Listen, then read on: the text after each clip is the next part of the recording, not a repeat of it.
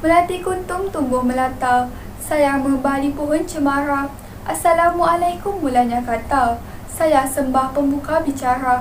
Assalamualaikum warahmatullahi wabarakatuh, dan salam sejahtera kepada anda semua. Dan diharap agar anda berada dalam keadaan sihat dikala pandemik COVID-19 ini sedang melanda negara kita. Saya, Nur Aina Nabiha binti Muhammad Syam, berumur 16 tahun dari Sekolah Menengah Kebangsaan Bandar Banting yang terletak di Selangor, merasa sangat berbesar hati kerana diberi peluang untuk berkongsi buku kegemaran pilihan saya dengan anda semua. Di sini, saya memilih Trilogi Ajaib karya Syafiq Aizat, penulis buku fiksyen yang saya percaya sangat terkenal dalam kalangan remaja yang gemar membaca buku bergenre fiksyen.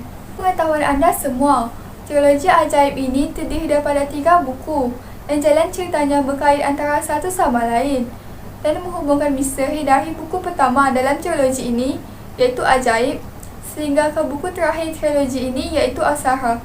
Tetapi, pada kali ini saya lebih berminat untuk berkongsikan berkenaan buku kedua dalam trilogi ini yang bertajuk Awal. Buku berjudul Awal ini bertemakan persahabatan dan misteri. Buku ini merupakan hasil karya Syafiq Aizat dan mempunyai sejumlah 385 buku surat. Yang mana istimewanya buku ini, Izak, watak utama dalam buku ini, mempunyai diri ke-6, yang mana dia boleh melihat entiti atau hantu dan tidak boleh dilihat oleh orang lain dengan mata kasar. Dalam buku kedua trilogi ini, iaitu Awan, Izak yang baru sahaja melangkah ke alam persekolahan menengah sebagai seorang remaja yang baru mengenali dunia dan mencari identiti diri, perlu menempuh pelbagai cabaran. Lebih-lebih lagi, dia mempunyai diri ke-6 yang mana berbeza daripada remaja-remaja seusianya yang lain. Uniknya buku ini, di alam persekolahan menengah, Izak berjumpa dan berkawan dengan seorang remaja yang sebaya dengannya yang juga mempunyai diri ke-6. Baik, remaja seusia dengan Izak mempunyai kebolehan untuk membaca fikiran orang lain tanpa diketahui oleh orang itu.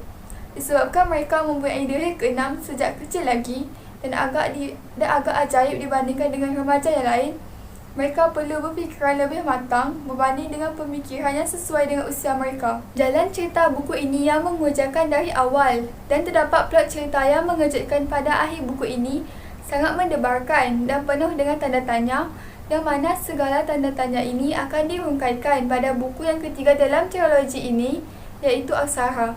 Di samping itu, buku ini juga mempunyai banyak nilai yang dapat kita peroleh dan menjadi ikutan, seperti nilai persahabatan antara Izak dan Faik, iaitu mereka selalu mendengar luahan hati antara satu sama lain dan saling membantu jika terdapat masalah yang melanda. Selain itu, buku ini juga ada membincangkan permasalahan dan kerusingan yang saya percaya kebanyakan remaja pada masa kini turut menghadapi masalah yang sama. Bab kata pepatah, yang baik dijadikan teladan, yang buruk dijadikan sepadan. Mana nilai murni yang baik kita ikuti, mana yang tidak elok kita jauhi dan tidak amalkan dalam kehidupan seharian. Oleh sebab itu, trilogi ini saya sarankan menjadi bahan bacaan hanya untuk pembaca matang yang boleh berfikir mana yang baik dan mana yang buruk.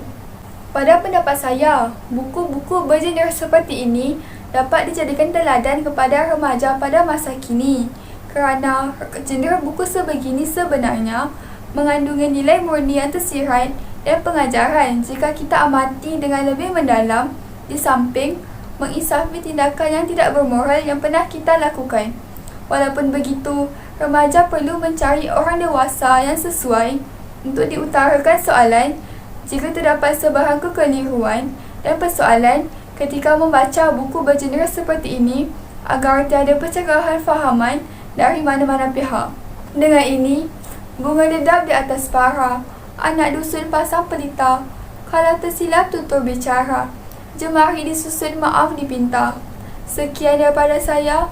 Assalamualaikum warahmatullahi wabarakatuh.